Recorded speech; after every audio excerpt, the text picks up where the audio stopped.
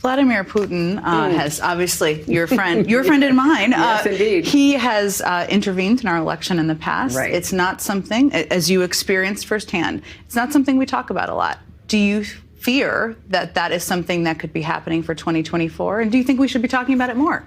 Well, I think we should be talking about it more because I don't think, despite all of the deniers, there's any doubt that he interfered in our election or that he has interfered in many ways in the internal affairs of other countries, funding political parties, funding, political candidates, buying off, government officials in different places. So that is his opus, his opus operandi in the sense that he hates democracy. He particularly hates the West, and he especially hates us.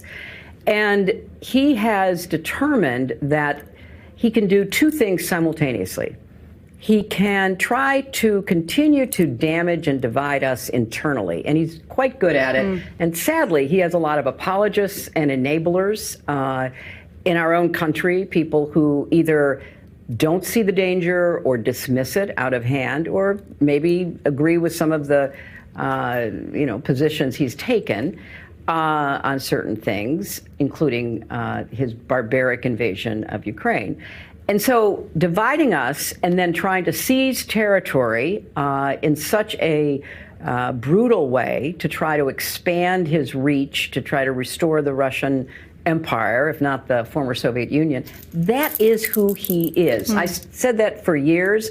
Part of the reason he worked so hard against me is because he didn't think that he wanted me in the White House. So we are where we are, and part of the challenge is to continue to explain to the American public that the kind of leader Putin is, this authoritarian dictator who literally kills his opposition, kills journalists, poisons people who disagree with him, invades other country, interferes with our election. That is part of the alternative we have to reject in this election. We have to reject authoritarianism. We have to reject a kind of creeping fascism almost of people who are really ready to turn over their thinking, their votes, to want to be dictators, and we can't allow that to proceed. So I think it's fair to say that you have a tough job because you have to talk about what's happening in the news, but you also have to keep people's eyes on what's right behind the horizon. And I fear that the Russians have proved themselves to be quite adept at interfering, and if he has a chance, he'll do it again.